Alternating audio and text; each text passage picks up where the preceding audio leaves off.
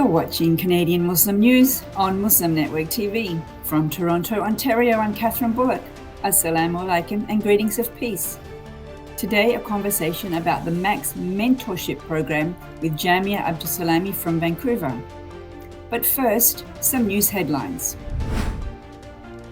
4 Alberta protesters charged with conspiracy for murder plot of RCMP officers. UN experts say to repatriate Canadian Muslim who joined Islamic State in 2015. Olive Tree Foundation funds Muslim Christian networking hub. And OIC condemns growing attacks on Muslims in India. And now the details. 4 out of the 11 protesters arrested Monday for blocking a border in Coutts, Alberta, are facing charges of conspiracy for their alleged plan to murder RCMP officers. Alberta RCMP launched an investigation into a group that was apparently prepared to use force if the blockade was disrupted. A raid found multiple guns, a machete, body armor, and ammunition in the accused's trailers. They also found an infidel patch, which, according to the National Council of Canadian Muslims, is a symbol typically used by far-right and white supremacist groups, such as the KKK and the Three Percenters. Bail dates will be announced Friday. United Nations human rights experts are advocating for the return of Kimberly Pullman, a Canadian-American dual citizen who had joined the Islamic State and is now ill. Pullman went to Syria in 2015 to meet her future husband. In 2016, she told the New York Times that she rejected the movement and wanted to return home. American authorities denied Pullman's request.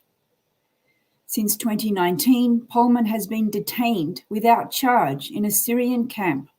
She now has life-threatening health problems, says the UN.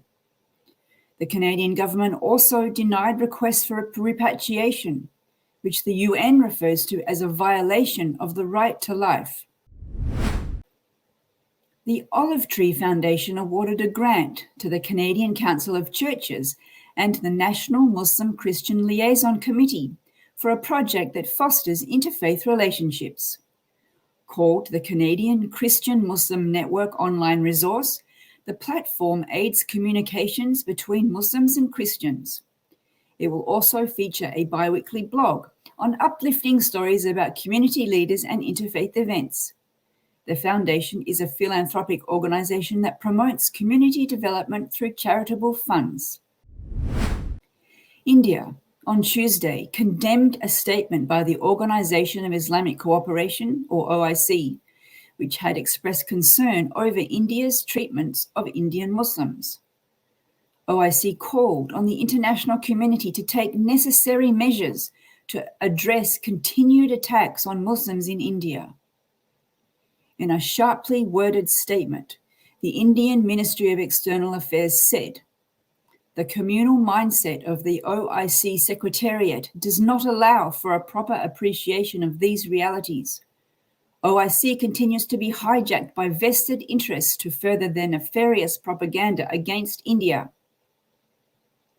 The OIC shared deep concern over recent public calls for genocide of Muslims, reports of harassment against Muslim women, hijab bans, and attacks on Muslim places of worship in India. And that's it for the news. Have you ever wanted career advice? Maybe you're thinking of switching careers, but you're not sure, or you want to take the next step in the current career and you're not sure. Perhaps you want tips for dealing with an issue in your workplace. Who do you call? You can call a Max Mentor. With us today, we have Jamiu Abdsalami from the Max Mentorship Program in Vancouver. Thank you for joining us. Assalamu alaikum. Wa alaikum assalam wa rahmatullahi wa barakatuh, Kathy. How are you doing? Alhamdulillah. How are you doing? Alhamdulillah. Now, I've used the word Max a few times. It always makes me think of the movie Mad Max because that's me from Australia. It was famous when I was a kid. I'm probably not allowed to say that here, but what does Max stand for you? Max stands for Muslim Awards for Excellence. It creates an avenue for connection and professional development for Muslims in Canada. What a great thing. We really need something like that. I believe that Max started out in 2016, but the mentorship program that you're co-leading in Vancouver is a new initiative. Can you tell us what led to this new initiative? Yes. So Max mentorship kind of bred out of the idea of recognizing that Muslim professionals within Canada did not have a specific place to go to help them develop their skills. And so this is why Max was born, out of trying to create industry leaders and focus on relevant working professionals, from wellness to resiliency, and helping them grow professionally. Many companies have sort of internal mentorship programs, or people pick up mentors sort of by themselves as they go along in life. Is there anything particularly special about it being a Muslim mentor? Yes, so essentially the purpose of having a Muslim mentorship is that as Muslims in Canada, we have specific needs that might not necessarily be recognized within our typical systems that are designed here for mentorship. So what a Max mentorship program allows you to do is, as a Muslim, you have someone who has been through the pathway that you're hoping to go through, or someone who has a little bit more industry experience and can guide you through that process of what it looks like to request special accommodations at your workplace. Can you give us some examples of what those special needs for Muslims in the industry might be that a non-Muslim mentor might not be able to help with? Absolutely.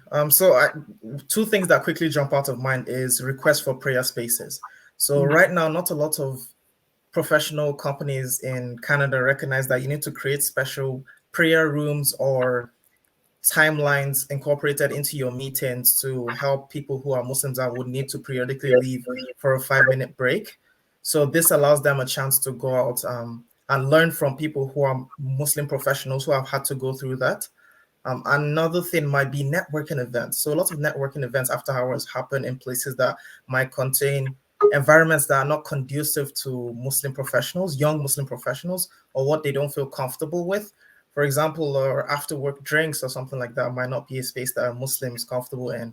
So professional mentors who have been through this are able to guide you through and help you kind of walk through how can you negotiate those kind of work areas to ensure that you're still advancing professionally without hindering your ability to progress while within the Canadian system. Those daily issues of, I need to pray, and you can get denied by the manager or insulted. Some people even threatened with getting fired, depending on what, like class work level they're in, or the issues of taking off the scarf. I mean, those are daily struggles. So I'm really happy to know that there are people around thinking about providing mentors to help someone work through it. Then let's turn to the application process. Is this the first year you're doing this? No, so Max Mentorship has actually been going on since about June 2017. So we started off in Toronto, and then we expanded to Montreal in 2018. Last year we had Vancouver, Edmonton, Ottawa, kind of spread in 2020. And finally this year we have 4 cities: Vancouver, Ottawa, Montreal, and Toronto. So what we try to do is create a spread across the country so that people from different regions can apply to the programs closest to them. And then what's involved with the application process?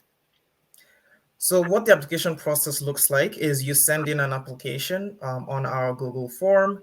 Then we take a look through a pre-screening to kind of see who are the kinds of people who have applied to the program, how dedicated do they seem, and how much are they going to be involved in the actual driving of the program.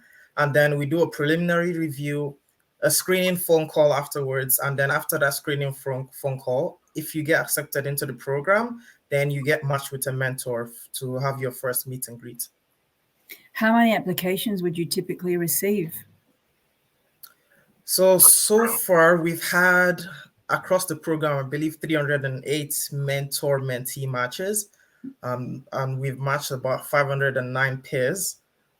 This year, we're hoping for something closer to 200 to 600 applications, depending. I'm glad to know that it's that many.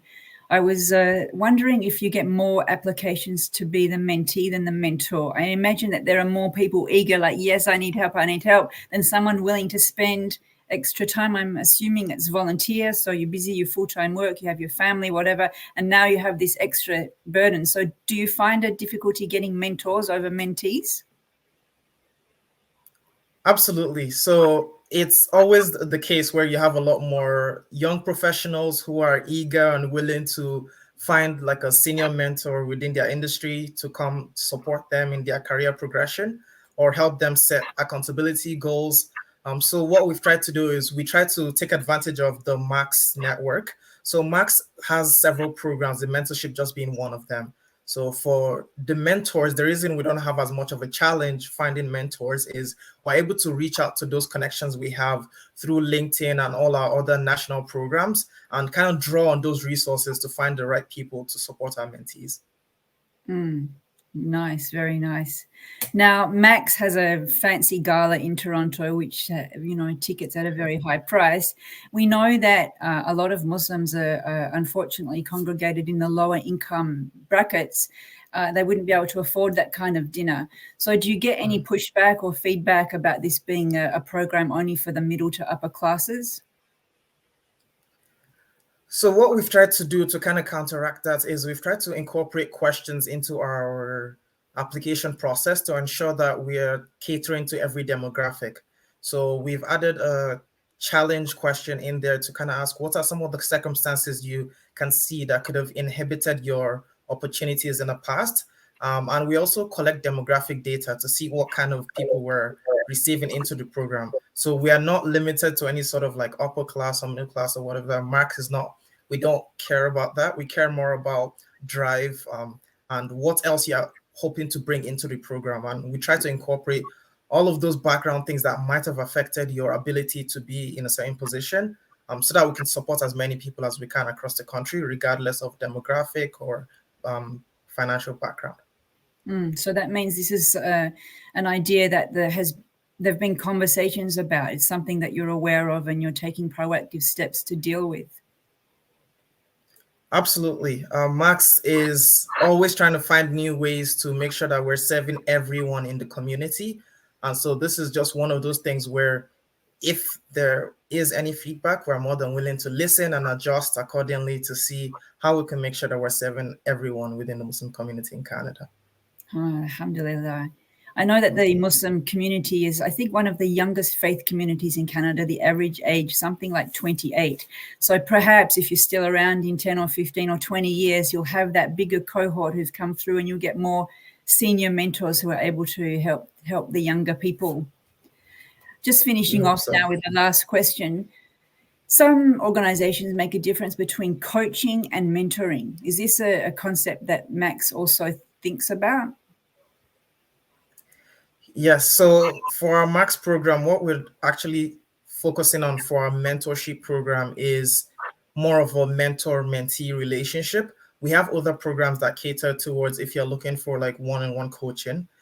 Some of those programs are like the Max Aspire program. So where if you just need a one-on-one session with a professional, someone from really memorable people in the industry, they are more than willing to come in for those sessions. But the mentorship program focuses on a mentor-mentee relationship. And we've got about 10 seconds left, but does the mentor-mentee relationship, is there a time limit on it?